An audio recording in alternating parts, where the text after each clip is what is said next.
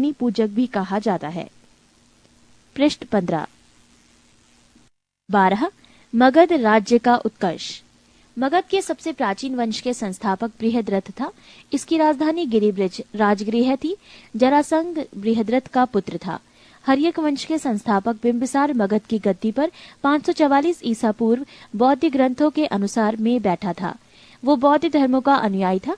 बिंबिसार ने ब्रह्मदत्त को हराकर अंग राज्य को मगध में मिला लिया। बिंबिसार ने राजगृह का निर्माण कर उसे अपनी राजधानी बनाया। बिंबिसार ने मगध पर करीब 52 वर्षों तक शासन किया।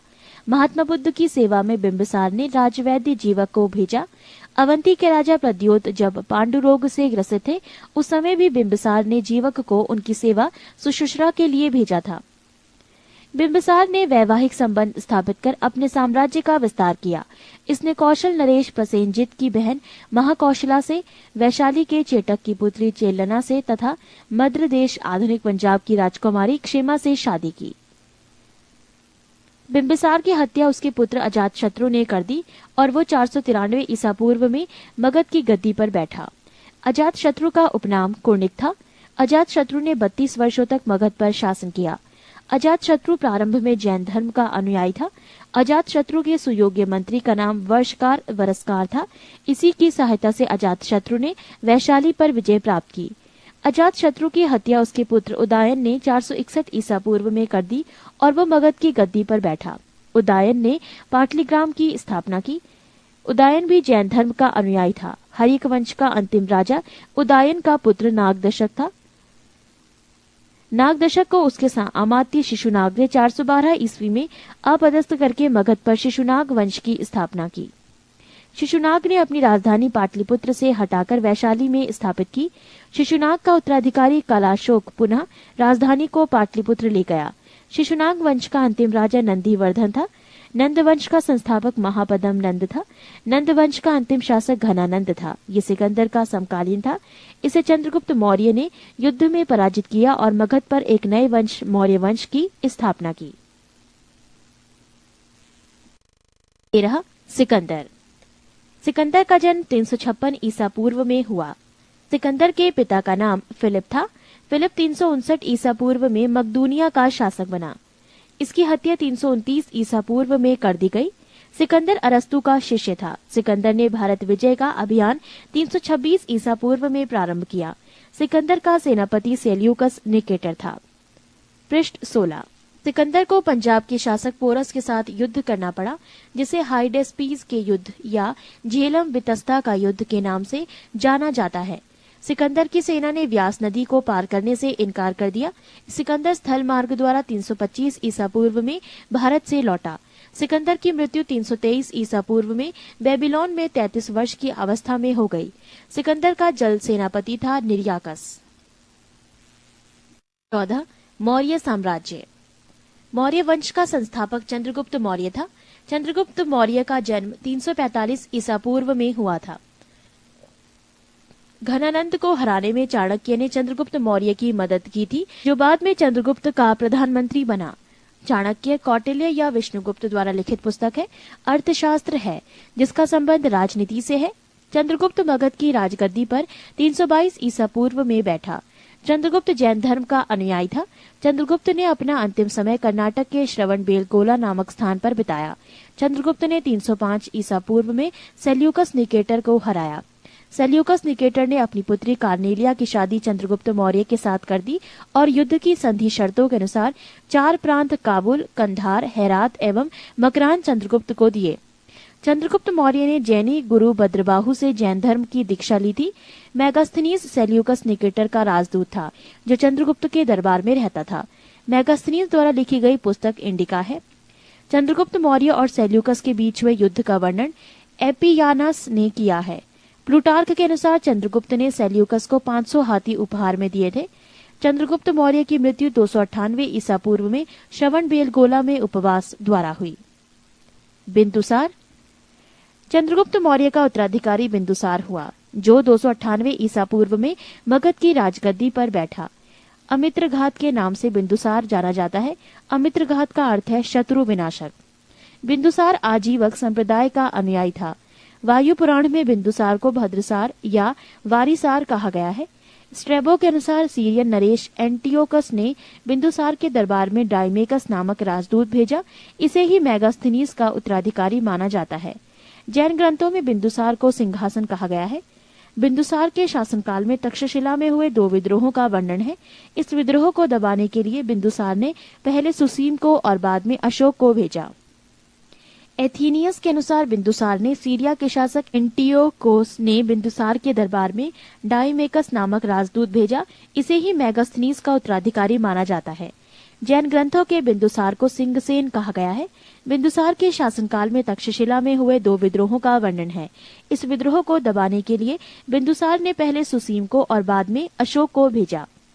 एथीनियस के अनुसार बिंदुसार ने सीरिया के शासक एंटियोकस I से मदिरा, सूखे अंजीर एवं दार्शनिक भेजने की प्रार्थना की थी। बौद्ध विद्वान तारानाथ ने बिंदुसार को 16 राज्यों का विजेता बताया है। अशोक बिंदुसार का उत्तराधिकारी अशोक महान हुआ, जो 269 ईसा पूर्व में मगध की राजगद्दी पर बैठा। राजगद्दी पर बैठने के समय अशोक अवंती का राज्यपाल था। मास्की एवं गुर्जरा अभिलेख में अशोक का नाम अशोक मिलता है। पृष्ठ 17। पुराणों में अशोक को अशोकवर्धन कहा गया है। अशोक ने अपने अभिषेक के 8वें वर्ष लगभग 261 ईसा पूर्व में कलिंग पर आक्रमण किया और कलिंग की राजधानी तोसली पर अधिकार कर लिया। प्लिनी का कथन है कि मिस्र का राजा फिलाडेल्फस टॉलेमी द्वितीय ने पाटलिपुत्र में डियानीसियस नाम का एक राजदूत भेजा था अशोक के दरबार में। उपगुप्त नामक बौद्ध भिक्षु ने अशोक को बौद्ध धर्म की दीक्षा दी। अशोक ने आजीविकों को रहने हेतु बराबर की पहाड़ियों में 4 गुफाओं का निर्माण करवाया, जिनका नाम कर्ज, चौपार, सुदामा तथा विश्व झोपड़ी था। नोट: अशोक के पौत्र दशरथ ने आजीविकों को नागार्जुन गुफा प्रदान की थी। अशोक की माता का नाम सुभद्रांगी था। अशोक ने बौद्ध धर्म के प्रचार के लिए अपने पुत्र महेंद्र एवं पुत्री संघमित्रा को श्रीलंका भेजा। भारत में शिलालेख का प्रचलन सर्वप्रथम अशोक ने किया। अशोक के शिलालेखों में ब्राह्मी, खरोष्टी, ग्रीक एवं अरमाइक लिपि का प्रयोग हुआ है। ग्रीक एवं अरमाइक लिपि का अभिलेख अफगानिस्तान से, खरोष्टी लिपि का अभिलेख उत्तर पश्चिम पाकिस्तान से और शेष भारत से ब्राह्मी लिपि के अभिलेख मिले हैं। अशोक के अभिलेखों को 3 भागों में बांटा जा सकता है: 1 शिलालेख, 2 स्तंभलेख तथा 3 गुहालेख। अशोक के शिलालेख की खोज 1750 ईस्वी में पाद्रेटी फैनथेलर ने की थी।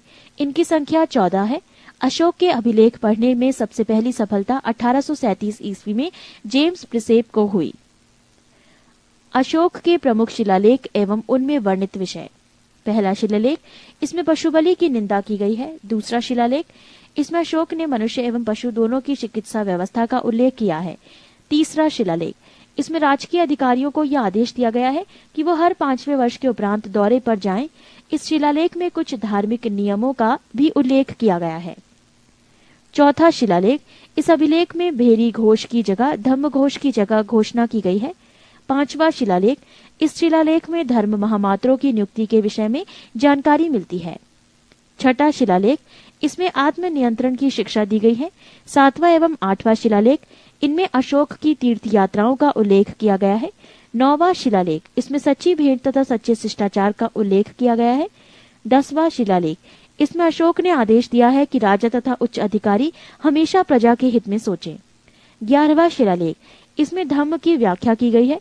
12वां शिलालेख, इसमें स्त्री महामात्रों की नियुक्ति एवं सभी प्रकार के विचारों के सम्मान की बात कही गई है। 13वां शिलालेख, इसमें कलिंग युद्ध का वर्णन एवं अशोक के हृदय परिवर्तन की बात कही गई है। इसी में पड़ोसी राजाओं का वर्णन है। 14वां शिलालेख, अशोक ने जनता को धार्मिक जीवन बिताने के लिए प्रेरित किया। पृष्ठ 18। अशोक के स्तंभ लेखों की संख्या 7 है, जो केवल ब्राह्मी लिपि में लिखी गई है। ये 6 अलग अलग स्थानों से प्राप्त हुआ है। 1 प्रयाग स्तंभ लेख, ये पहले कौशाम्बी में स्थित था। इस स्तंभ लेख को अकबर में इलाहाबाद के किले में स्थापित करवाया।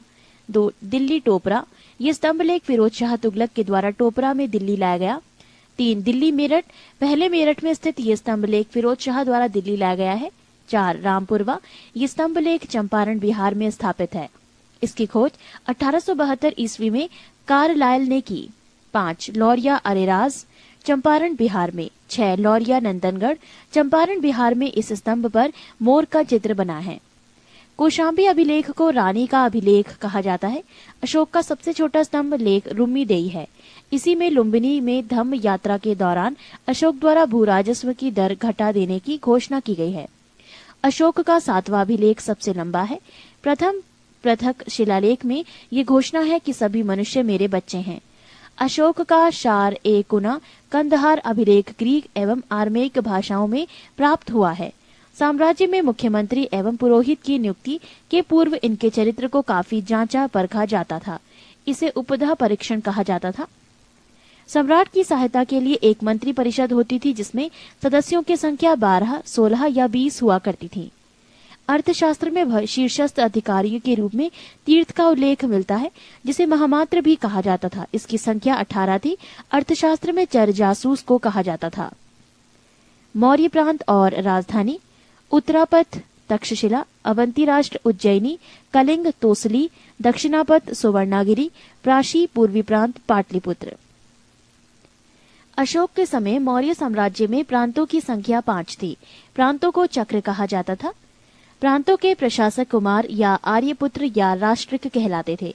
प्रांतों का विभाजन विषय में किया गया था, जो विषयपति के अधीन होते थे। प्रशासन की सबसे छोटी इकाई ग्राम थी, जिसका मुखिया ग्रामीक कहलाता था।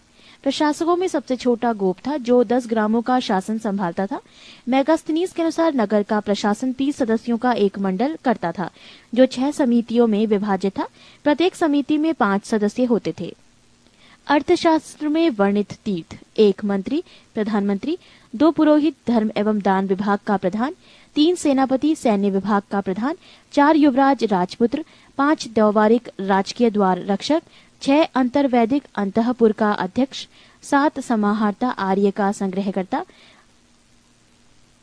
8 सन्निधाता राजकीय कोष का अध्यक्ष, 9 प्रशास्ता कारागर का अध्यक्ष, 10 प्रदेष्ट्री कमिश्नर, 11 पौर नगर का कोतवाल, 12 व्यवहारिक प्रमुख न्यायाधीश, 13 नायक नगर रक्षा का अध्यक्ष, 14 कर्मांतिक उद्योगों एवं कारखानों का अध्यक्ष, 15 मंत्री परिषद अध्यक्ष, 16 दंडपाल सेना का सामान एकत्र करने वाला, 17 दुर्गपाल दुर्ग रक्षक, 18 अंतपाल सीमावर्ती दुर्ग का रक्षक।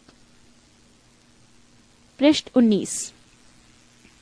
बिक्री कर के रूप में मूल्य का 10वां भाग वसूला जाता था। इसे बचाने वालों को मृत्युदंड दिया जाता था। मेगास्थनीज के अनुसार एग्रीनोमोई मार्ग निर्माण अधिकारी था।